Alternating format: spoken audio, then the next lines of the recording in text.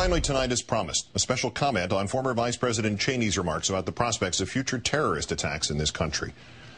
Flatly, it may be time for Mr. Cheney to leave this country.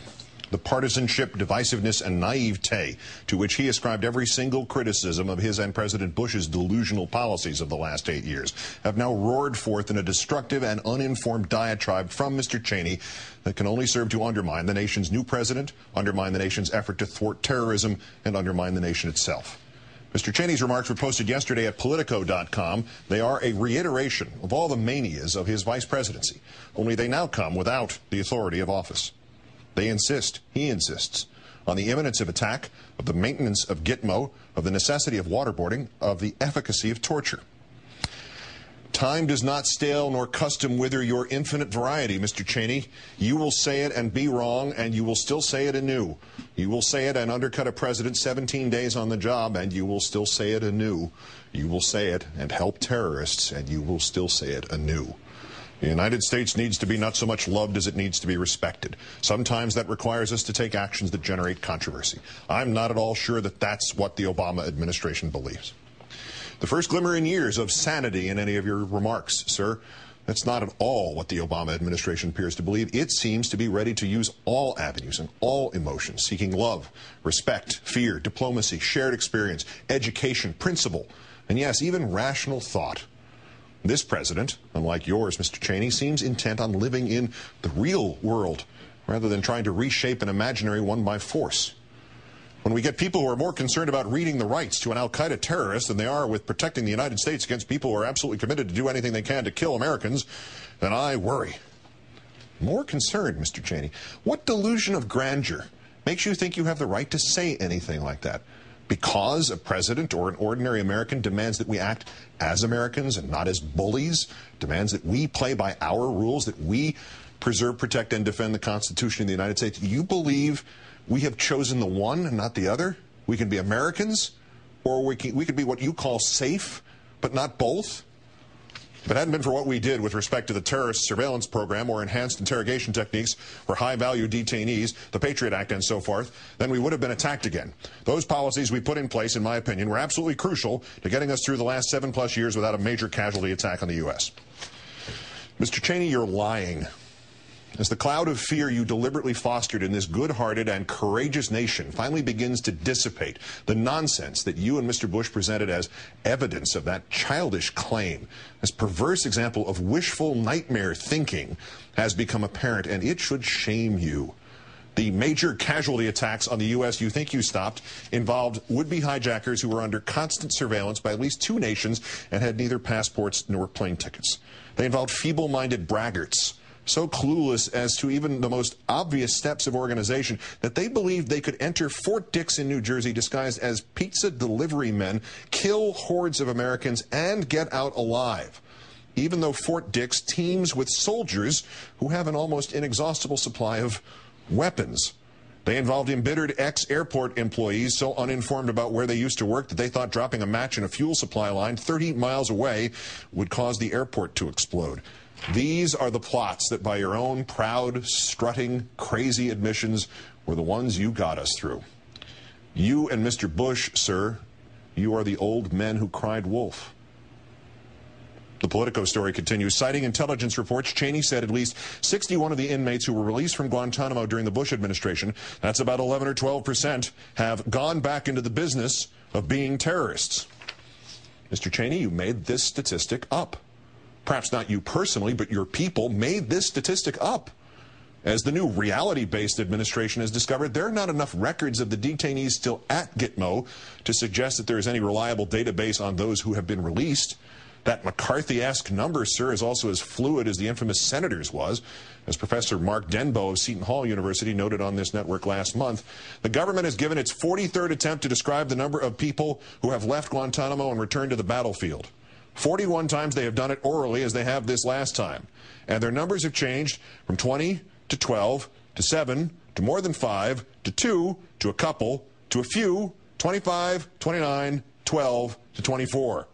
Every time the number has been different, in fact, every time they give a number, they don't identify a date, a place, a time, a name, or an incident to support their claim.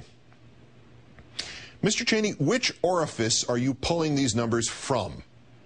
You know, in the movie The Manchurian Candidate, the character basically loosed on Joe McCarthy had trouble remembering all the different numbers. His Lady Macbeth-like wife pointed out to him that the reason she kept changing the number of purported communists in the State Department was so that people would no longer be asking, are there communists in the State Department? But would begin only asking, how many communists are there? Eventually, she picked one number that her husband could remember. 57. She found it on the bottle of ketchup on the room service tray.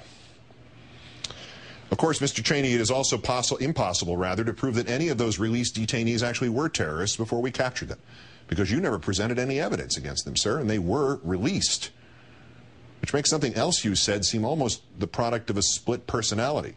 If you release the hardcore al-Qaeda terrorists that are held at Guantanamo, I think they go out and go back into the business of trying to kill more Americans and mount further mass casualty attacks. If you turn them loose and they go kill more Americans, who's responsible for that?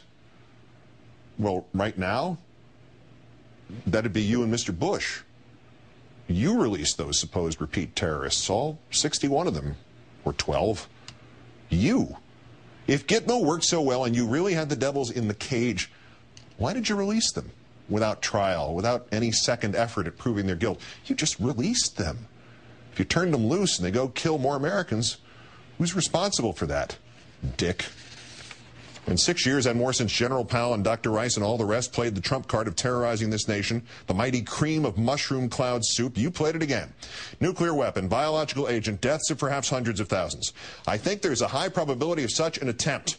Whether or not they can pull it off depends on whether or not we keep in place policies that have allowed us to defeat all further attempts since 9/11 to launch mass casualty attacks against the United States. The Bush system, as John Yoo so aptly rechristened it the other day. Start the wrong war, detain the wrong people, employ the wrong methods, pursue the wrong leads, utilize the wrong emotions. Beat them up first, ask questions later. You know, just like Al-Qaeda does, or Iran. Save this nation from the terrorists by doing the terrorists' work for them, Mr. Cheney. To your credit, sir, you have added a new monster under a new bed to try to continue to foment a national policy of panic. It's the terrorists on our streets ploy. Is that really a good idea, to take hardened al-Qaeda terrorists who've already killed thousands of Americans and put them in San Quentin or some other prison facility where they can spread their venom even more widely than it already is? As opposed to keeping them in an extra-legal facility mixed in with some unknown number of innocents mistaken for terrorists. Who's likely to be more influenced by terrorist venom, Mr. Cheney? The characters from the TV series Oz, or a bunch of guys who we're holding in chains without trial and without even some token attempt at rehabilitation? And by the way, what about Ahmed Rassam, sir? Benny Norris, if you prefer. The Millennium Bomber, caught at a ferry crossing from Canada to Washington State in December 1999 on his way to go blow up Los Angeles International Airport. He had a car, a legit passport, nitroglycerin, and timing devices. And what did we do to him, Mr. Cheney? Did we send him to Gitmo or pre-Gitmo? As high a value terrorist as we've ever caught in this country, trained by Abu Zubaydah, days away from his target and ready to go. We tried him in U.S. courts with U.S. lawyers. Part of the case went to the U.S. Supreme Court, and he got 22 years in U.S. prisons. No torture, no gulag, no stories of him proselytizing fellow prisoners. Oh, but he did cooperate long enough to tell his prosecutors, who didn't beat the hell out of him, about al-Qaeda cells in this country. That was his info they stuck in the President's Daily Brief of August 6, 2001. That's probably news to you, since obviously you and Mr. Bush did not read it, stalking Saddam Hussein as you were. Of course, none of that mattered to Mr. Cheney, just as none of this matters to Mr. Cheney, because at heart, Mr. Cheney is not interested foremost in protecting this country. He is interested foremost in protecting Mr. Cheney, in the business of being Dick Cheney, of rationalizing one's own existence after one of the most reprehensible, myopic, unprincipled, and even un-American careers in the history of our government, depends on continuing to convince the gullible among us to live in abject fear and not with vigilance and common sense and principles. We, sir, will most completely assure our security not by maintaining the endless, demoralizing, draining, life-denying, blind fear and blind hatred which you so thoroughly embody. We will most easily purchase our safety by repudiating the Bush system. We will reserve the violence for which you are so eager, sir, for any battlefield to which we truly must take, and not for unconscionable wars which people like you goad and scare and lie us into. You, Mr. Cheney, you terrified more Americans than did any terrorist in the last 7 years, and now it is time for you to desist, or to be made to desist.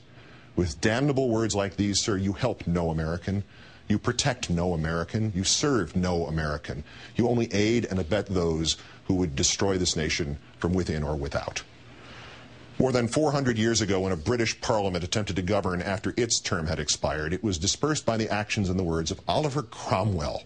You have sat too long for any good you have been doing lately, he told them, exactly as, Mr. Cheney, exactly as this nation now tells you. Depart, I say, and let us have done with you. In the name of God, go.